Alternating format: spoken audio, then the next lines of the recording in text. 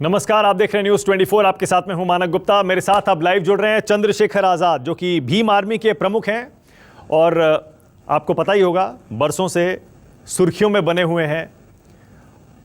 इनको रावण के नाम से भी लोग पहले जानते थे। मूछें देखिए, वही मूछें लेकर इन पर ताव देते हुए अक्सर आपको ये तस्वीरों में, वीडियो में दिखाई देते थे। लेकिन आज मेरे साथ लाइव जुड़ गए हैं चंद्रशेखर आजाद, ये बातचीत करने के लिए कि आखिर एक बार फिर से योगी सरकार से क्यों 36 का आंकड़ा है और एक बार क्यों भिड़ गए हैं, योगी सरकार से आमने सामने क्यों हो गए चंद्रशेखर आजाद। धारा 144 तोड़ने के लिए और महामारी एक्ट के तहत आप पर योगी सरकार ने केस दर्ज कर दिया है। ऐसा लग रहा है फिर से जेल जाने की तैयारी हो रही है आपकी।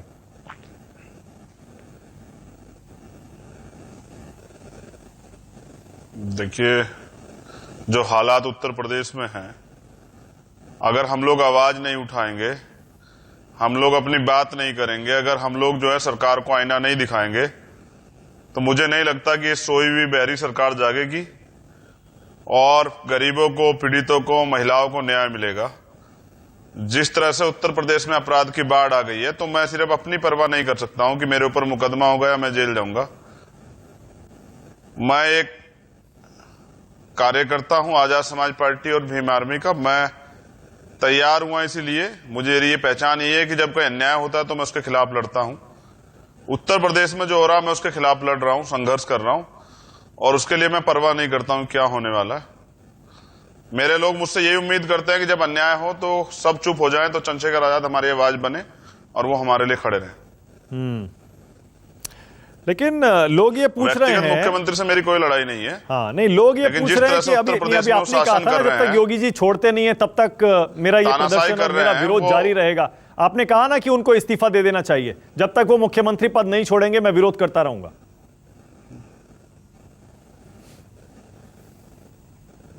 देखिए, मैंने उनसे कहा क्या तो कानून व्यवस्था ठीक करें।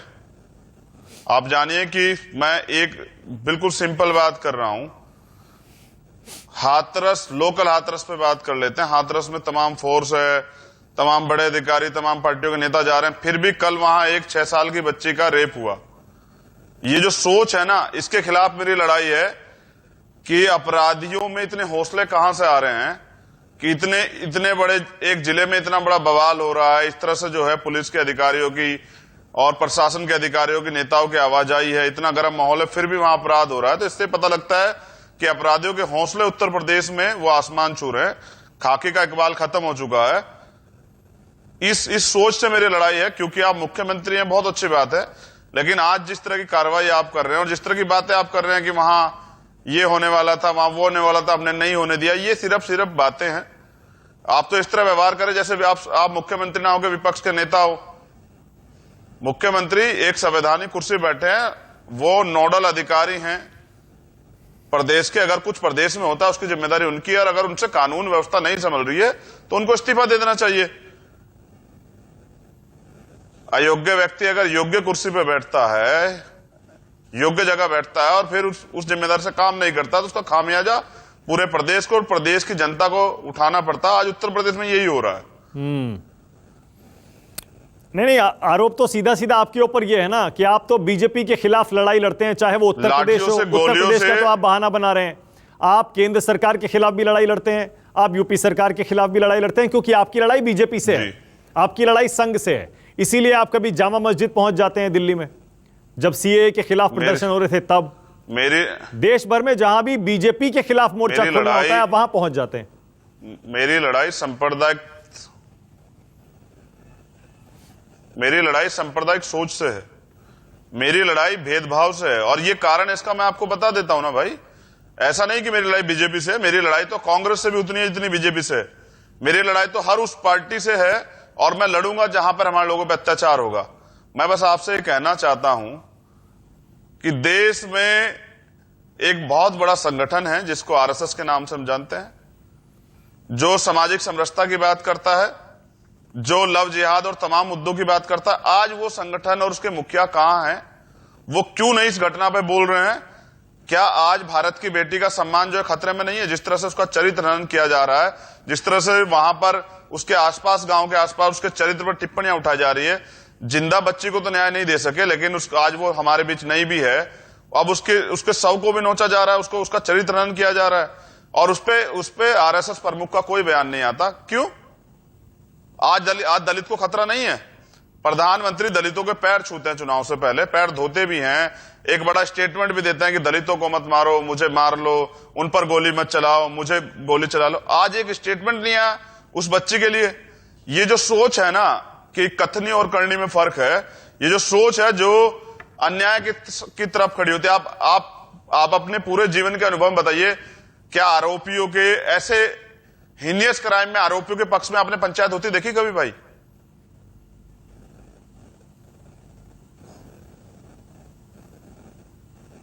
नहीं, सही कह रहे हैं आप ये ठीक कह रहे हैं, पंचायत हुई है। बल्कि वहां पर तो राष्ट्रीय सवर्ण परिषद ने आज साफ साफ धमकी दे दी। उनके एक कार्यकर्ता हैं पंकज धवरैया, वो तो ये कह रहे हैं कोई भी नेता अगर हाथरस आएगा हाथ पैर तोड़वा कर जाएगा। मतलब वो कह रहे हैं राजनीति मत करिए, इस इलाके में आने की जुर्रत मत करिएगा, क्योंकि आपको कोई हमदर्दी नहीं है वहां पीड़िता से। आप सिर्फ और सिर्फ राजनीतिक रोटियां सेकने आ रहे हैं, माहौल खराब कर रहे हैं वहां का।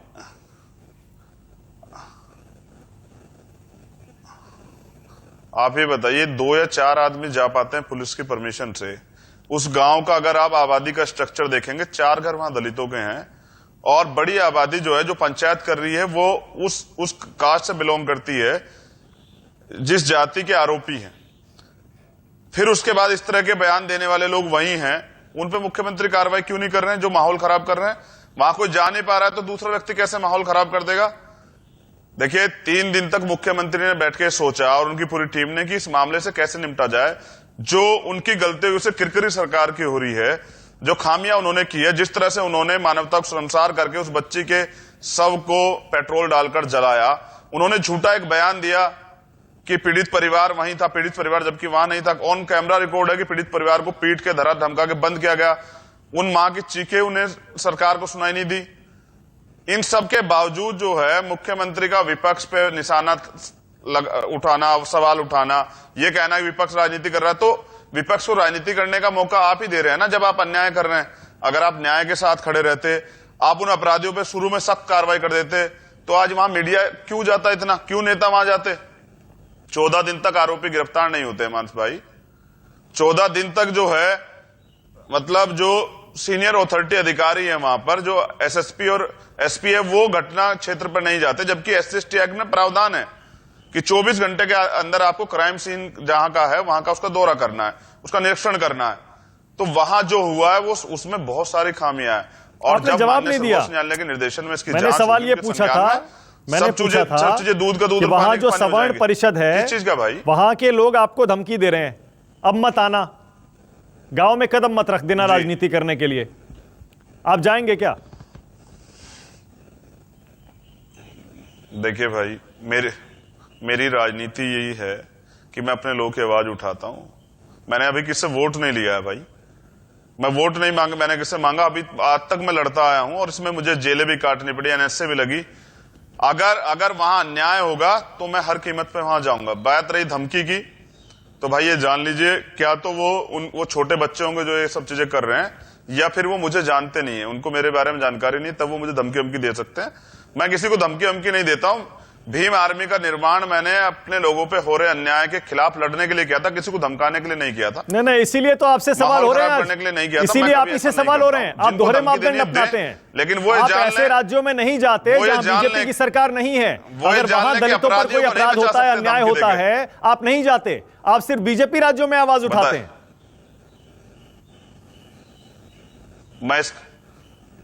मैं इसका सबूत दे दूंगा भाई आपको, मैं इसका सबूत देता हूं आपको। कल थाना गाजी मामले में राजस्थान के अंदर सजा हुई है, आजीवन सजा 4 लोगों को। उस मामले में मैंने आंदोलन किया था, मैं गिरफ्तार हुआ वहां पर, मुझे जेल भेजा गया वहां पर। मैं प्रूफ देता हूं, आप चेक कर लीजिए। मेरी बात गलत हो तो आप मुझे सजा दीजिएगा, मैं मान लूंगा। मैं झूठ नहीं बोलता हूं, मुझसे नहीं आता। मैं पंजाब में गया, जब रविदास मंदिर का आंदोलन हुआ, पंजाब हमने बंद किया। पंजाब में 3 दिन हम लोगों ने बंद बुलाया, हम लोग पंजाब में रहे। हमने दिल्ली में आंदोलन किया, जब रविदास मंदिर तोड़ा गया तो आम आदमी पार्टी की सरकार है, हमने यहां आंदोलन किया। देखिए, मैं तेलंगाना गया CNPR NRC के आंदोलन में, मैंने वहां आंदोलन किया, मुझे वहां गिरफ्तार कर लिया गया। मेरी तो असल में क्या है कि सरकारें जानती हैं कि ये बंदा रहेगा तो इसके होते अन्याय नहीं कर पाएंगे। अगर उस दिन रात को भी इन्होंने मुझे गिरफ्तार करवा के पुलिस के कब्जे में ना छोड़ा होता, तो जो अन्याय, जो मानवता को शर्मसार उत्तर प्रदेश में किया गया, उस बच्ची का जो इस तरह सब जलाया गया और उस पर झूठ बोला गया, जिस तरह पीड़ित परिवार को मारा गया, तो ये नहीं हो पाता। ये सरकार जानती है। नहीं, अब आपने शाहीन बाग के बारे में सुप्रीम कोर्ट का आज का फैसला सुना होगा। आप सीए के खिलाफ प्रदर्शन में भी शामिल होने दिल्ली आए थे। अब शाहीन बाग पर सुप्रीम कोर्ट ने साफ साफ कह दिया, सड़क रोककर इस तरह का प्रदर्शन नहीं होना चाहिए, प्रशासन को कार्रवाई करनी चाहिए थी। यानी आप भी एक गैर कानूनी प्रदर्शन का हिस्सा बने थे। मैं वही तो कह रहा हूं कि सिर्फ और सिर्फ बीजेपी के खिलाफ प्रदर्शन करने के लिए, वहां तो दलितों का भी मसला नहीं था, देश में सीए में दलितों का मसला नहीं था, फिर भी आप दिल्ली आए और ऐसे प्रदर्शन में शामिल हुए जिसे सुप्रीम कोर्ट ने आज गैर कानूनी करार दे दिया। मैंने तो वेरीफाई किया। मैं क्या कह रहा हूं, मैंने तो हर वो लड़ाई लड़ी है, चाहे वो किसानों की हो, मजदूरों की हो, महिलाओं की हो, दलितों की हो, पिछड़ों की हो, मुसलमानों की हो, गरीबों की हो, किसी की हो, जिसके साथ भी तकलीफ हुई है, मैं जाके खड़ा हुआ हूं और आंदोलन करना मेरा अधिकार है। मैं आंदोलन करता हूं और लगातार करता हूं, और आंदोलन के पीछे मेरा एक ही उद्देश्य होता है कि न्याय मिले। सरकार ऐसे कानून बनाती, सरकार क्यों नहीं तय करती कि ऐसे कानून, जो तानाशाही कानून बना, लोकतंत्र का मतलब तो ये है ना, जो जनता चाहती है वो होगा। आज अच्छा सब चीजें छोड़ देते हैं। मानक भाई, बस सिर्फ 1 मिनट सोचिए, आज पूरे देश का किसान धरने पे है, अभी पंजाब हरियाणा में धरना चल रहा है। उनकी मांग है कि हम ये नहीं चाहते तीनों अध्यादेश। क्या सरकार सुन रही है? क्या सरकार उनकी बात मान रही है? यहां ये तानाशाही सरकार है जो लोकतंत्र की धज्जा उड़ाती है, संविधान की धज्जा उड़ाती है। तो आप किसानों के आंदोलन में शामिल हुए थे क्या? किसी की नहीं मानती है। पंजाब जाएंगे, किसानों के आंदोलन में, किसानों के आंदोलन में शामिल होंगे? जब आप कह रहे हैं कि मैं सारे दबे कुचले, सारे परेशान किए जाने वाले लोगों के साथ खड़ा हूं, मैं किसानों के अभी देखिए, मैं किसान आंदोलन में, मैंने जब इन्होंने अभी हरियाणा के अंदर बंद बुलाया था, मैंने उसका समर्थन किया था, बकायदा मैं उसकी वीडियो आपको दे दूंगा अभी। और मैं 9 तारीख में जाऊंगा, मेरे रहबर, मेरे गुरु, मेरे आदर्श मान्यवर साहब काशीराम जी का परिनिर्वाण दिवस है, मैं जाऊंगा उनके घर पे। 9 तारीख का मेरा प्रोग्राम फाइनल, 10 तारीख के आंदोलन है, मैं उसमें शरीक हूंगा। और आगे भी कोई आंदोलन होगा किसानों का, राष्ट्रीय स्तर का, अंतर्राष्ट्रीय स्तर का, मैं उसमें शामिल हूंगा। अगर आप ट्विटर हैंडल चेक करेंगे तो भीम आर्मी के लोगों ने न्यूयॉर्क में कल इंडियन एमएनसी के सामने प्रदर्शन किया है। मैं उसके वीडियो एविडेंस देता हूं। तमाम पूरे देश में गुस्सा इस मामले को लेके, जिस तरह से उकसाने का काम किया है। एडीजी लॉ एंड ऑर्डर बयान दे देते हैं, उनको किसने अधिकार दिया बयान देने का? और ऐसे क्रूशल समय में कि रेप नहीं हुआ है, रेप की परिभाषा वो नहीं जानते हैं। तो मैं यूपी, तो इसका मतलब आप ये कह रहे हैं कि आप सिर्फ दलितों के नेता नहीं है। भीम आर्मी जो आपने बनाई है वो सिर्फ दलितों की नहीं है, उसमें सब आते हैं, उसमें मुसलमान भी आते हैं, उसमें दलित भी आते हैं, उसमें गरीब भी आते हैं, उसमें शोषित भी आते हैं, उसमें सब आते हैं। हाँ। देखिए, वो बाबा साहब बहुसंख्यक समाज के परेशान किए जाने वाले लोग उसमें नहीं आते। वो बाबा साहब की आइडियोलॉजी पे बनाई है। और बाबा साहब, दोबारा कहिए, मानव, बहुसंख्यक समाज के परेशान, गरीब, शोषित, वो उसमें नहीं आते हैं।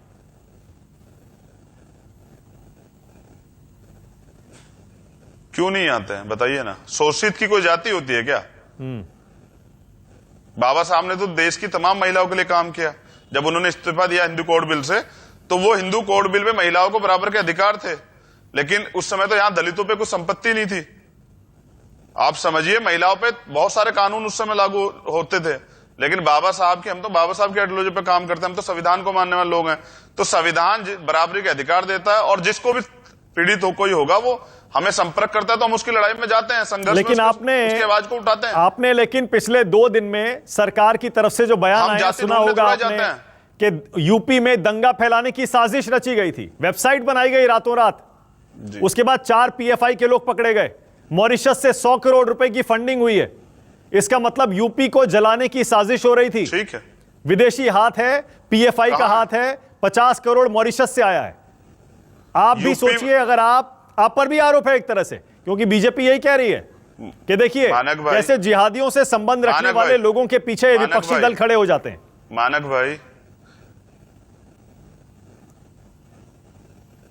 मानक भाई, पीएफआई इस देश में काम कर रही है, दिल्ली दंगे में भी उनका नाम आया था, उनको बैन क्यों नहीं करते हैं? उनको मुकदमा करके जेल में क्यों नहीं डालते हैं? क्यों उनको जो है बाहर रखा हुआ है, अगर वो इतना खतरा है देश के लिए? कुछ नहीं है, सिर्फ मोहरा बनाया जा रहा है। अभी तो हो सकता है कि और 4 मुसलमानों को उठा के जेल में डाल दे और कहें कि यही माहौल खराब कर रहे थे। मैं ये पूछना चाहता हूं, फिर मुख्यमंत्री क्या कर रहा है वहां बैठ के? मानक भाई, ऐसे मुख्यमंत्री उस सरकारी एजेंसियों को क्या जरूरत है जिनको नहीं पता कि एक रात में इतना जो फंड आ गया है और एक रात में जो ये वेबसाइट बन गई है? आपने ऐसा माहौल क्यों बनने दिया? धमकी तो वहां जो है स्वर्ण परिषद के लोग दे रहे हैं, लोगों को मारने पीटने की, काटने की, गाड़ियां तोड़ने की, गाड़ियां जलाने की। उन पे तो कोई कार्रवाई नहीं कर रहे हैं, उनको तो सुरक्षा दे रहे हैं। पंचायतें तो वहां वो लोग कर रहे हैं जिन पे आरोप है, उन पे तो कोई कार्रवाई नहीं कर रहे हैं। अरे साहब, हम जानते हैं मेरे ऊपर आरोप लगाने से ये मुद्दा नहीं दबेगा। ये मुद्दा जो है, इसका दर्द जो है हर व्यक्ति के दिल में है, हर बहन के, हर मां के, हर बेटे के दिल में है, हर उस व्यक्ति के दिल में है जिसका परिवार है। और आप चाहे कितना सरकार चाहे ना, सरकार इसको कितना दबा ले, दबेगा नहीं। इसकी गूंज जो है वो पूरी दुनिया में है। और जिस दिन माननीय सर्वोच्च न्यायालय के संज्ञान में पूरा मुकदमे की जांच होगी और इस पर जिस दिन आदेश आएगा, इस पर ऑर्डर आएगा, इस पर डिसीजन आएगा, आप देखिएगा कि ऐतिहासिक डिसीजन होगा। क्योंकि जो किया गया, आप कह रहे हैं सबके मन में इसका दर्द है, ठीक है, तो फिर क्या वजह है कि आप ही दलितों की आवाज, क्योंकि दलित का मुद्दा आप इसे बना रहे हैं, आप सबसे आगे हैं। बहन मायावती कहां है? क्योंकि वो तो दलितों की मसीहा है, उत्तर प्रदेश में सबसे बड़ी नेता है। या आप नहीं मानते वो दलितों की सबसे बड़ी नेता है?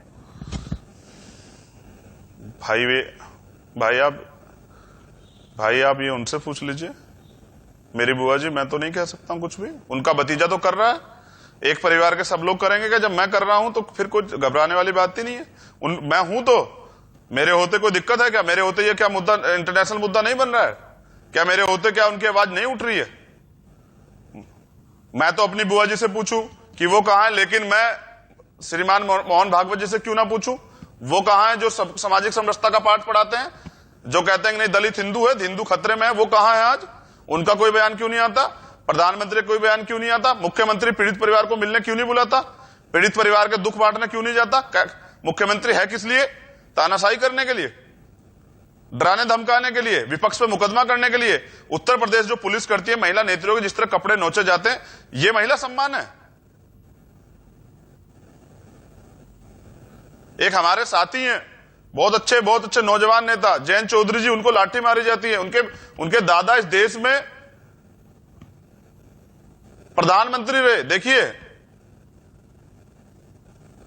ये सरकार का काम है। सरकार का काम सुरक्षा देना है या पीटना है? सरकार की सुरक्षा में आम आदमी पार्टी के नेता संजय सिंह, उनके मुंह पे काली पोती जाती है। जब वहां नेता सुरक्षित नहीं है, आम आदमी का क्या हाल होगा उस क्षेत्र में? महसूस तो कीजिए। एफआईआर नहीं लिखी जाती है, एफआईआर लिखने से पहले धमकाया जाता है। एफआईआर वो लिखवाती है जो पुलिस चाहती है। बहुत दिक्कत है। अब तो यूपी की सरकार कह रही है, हमने सुप्रीम कोर्ट में लिखित में एफिडेविट दे दिया कि सीबीआई की जांच हो जाए, वो भी कोर्ट की निगरानी में हो जाए। अब क्या है छुपाने के लिए? अब तो आपका आंदोलन खत्म होना चाहिए ना, फिर ये विरोध प्रदर्शनों का सिलसिला। अब तो सुप्रीम कोर्ट में कह दिया, ठीक है ना, सीबीआई जांच कोर्ट की निगरानी में। इससे और ऊपर क्या हो सकता है? कहां चल रहा है विरोध? मानक भाई, हाँ, ये तो जनता के दबाव में करना पड़ा है। मैं ये पूछ रहा हूं कि आंदोलन हो कहां रहा है? बताइए ना, प्लीज टेल मी। कौन कर रहा है? कौन पंचायत कर रहा है? कौन आंदोलन कर रहा है? उनको भी तो कोर्ट पे भरोसा होना चाहिए ना। उनको क्या माननीय सर्वोच्च न्यायालय भरोसा नहीं है क्या? जब सर्वोच्च न्यायालय ने संज्ञान ले लिया, उन्होंने खुद कहा है कि जो ये पूरा घटनाक्रम है, ये बहुत भयावह है। फिर उनको क्यों, फिर वो पंचायतें क्यों कर रहे हैं? फिर धमकियां क्यों दे रहे हैं? देखिए, मैं एक चीज और आपके संज्ञान में लाना चाहता हूं, जो मुझे पता है। पीड़ित परिवार का यह भी कहना था कि वो डेड बॉडी हमारी बच्चे की थी या नहीं, हमें नहीं पता है। उनका यह भी कहना है कि जिस तरह से हमें डराया धमकाया जा रहा है, कल इस मामले को पूरा पलटा भी जा सकता है। मैं उनके डर को बता रहा हूं आपको, जो उन्होंने मुझे बताया। उनको अपनी सुरक्षा में भी खतरा था, मैंने इसलिए आके मांग उठाई। उन्होंने कहा कि हमें यहां से ले चलो, वो रो पड़े। मैंने उनकी तकलीफ को प्रशासन के सामने रखा कि भाई वो यहां नहीं रहना चाहते। सरकार ने कहा कि हम नौकरी देंगे, सरकार ने कहा हम नौकरी देंगे, सरकार ने कहा हम घर देंगे। सरकार ने उनको अब तक सुरक्षित जगह शिफ्ट क्यों नहीं किया? उस माहौल में क्यों रखा गया है? इसलिए कि वो टूट जाएं। सरकार ने उनको नौकरी क्यों नहीं दी अभी तक? क्योंकि सरकार की नीयत नहीं है। सरकार ने सीबीआई जांच की बात करी, लेकिन आज 10 दिन एसआईटी के लिए और बढ़ा दिए गए। सिर्फ मुख्यमंत्री कह रहे हैं। सुप्रीम कोर्ट में पूछा जाएगा ना, हलफनामा इसलिए दिया कि तुमने सीबीआई जांच की बात करी, सीबीआई जांच कहां हो रही है? एसआईटी के पास क्यों है? तो मुख्यमंत्री को पता है कि किरकिरी तो होली है। अब मोहरा किसको बनाया जाए? मोहरा इस देश में सिर्फ मुसलमान बनता है, इसलिए पीएफआई की बात हो रही है, इसलिए फंडिंग की बात हो रही है। मैं कहता हूं, जिसकी भी इच्छा है, और जिसने भी षड्यंत्र रचा यूपी को जलाने का, ऐसे व्यक्ति को फांसी लगा देनी चाहिए। जांच होके ऐसे व्यक्ति को बिल्कुल बख्शा नहीं जाना चाहिए। अगर सिर्फ और सिर्फ अपनी किरकिरी बचाने के लिए ये मोहरे बनाए जा रहे हैं तो ये गलत है, बिल्कुल गलत है। और मैं नहीं सोचता जाति धर्म के मामले में पीड़ित जब कोई पीड़ित होता है उसकी बहन वो किस धर्म की बहन है, मैं नहीं सोचता, ना प्रदेश सोचता हूं। मैंने अभी तेलंगाना में जो हुआ एक दलित बच्ची के साथ, मैंने उस पर भी ट्वीट किया। मैंने कल हाथरस में जो दूसरा हुआ था 6 साल के बच्चे के साथ, मैंने जाति नहीं पूछी, मैंने उस पर भी ट्वीट किया। और अगर माहौल ठीक होता तो भाई मैं जाता भी वहां।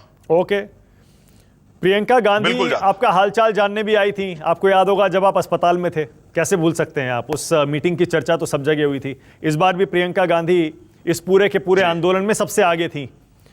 इस बार कांग्रेस के साथ भीम आर्मी का कुछ राजनीतिक रिश्ता बन सकता है क्या? चुनाव भी आने वाले हैं, बहुत दूर नहीं है।